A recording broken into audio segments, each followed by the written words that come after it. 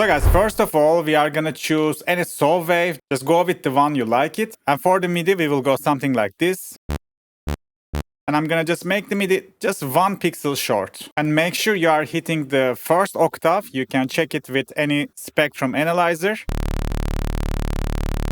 And after that, make the first LFO something like that. This is gonna be like a sidechain. I'm gonna give us the reverse offbeat basis and drag this LFO to the level of the first oscillator.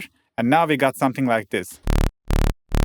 And then I like to have a separate sub, but in order to not face problems with the oscillator and the sub, I'm gonna edit the wavetable and just get rid of the first harmonic, which is sub. So now the oscillator A doesn't contain first octave. And for the first octave, I'm gonna choose this sine wave. And let's assign LFO1 to the sub as well, just like we did in the first oscillator.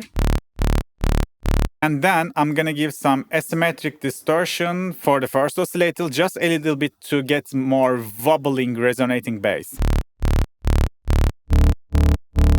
So that's why I separated sub and the first oscillator, not to touch sub. I like to have a clean sub, and then I like to distort my upper frequencies. So you can make random 0 if you like to have more tight bass line.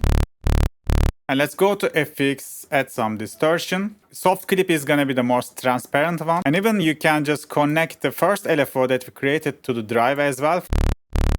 And now I like to have a filter, and I'm gonna create even a tighter LFO like this to connect this to the cutoff. Alt-Shift-Click to the cutoff to make it one directional.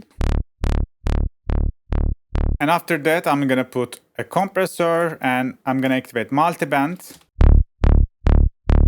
This is where we shape the tone of the sound, and that's like pretty much it. You can test it with the kick. You can also connect the first macro to the cutoff if you like to give some movement to your bass. You can change the shape of the second envelope to get, again, a different characteristic of bass.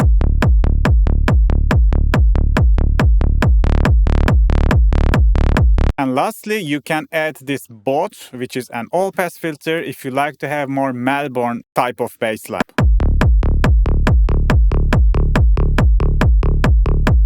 So yeah guys, this is how to make reverse basses in Serum 2 under 2 minutes. Follow for more 2 minutes tutorials.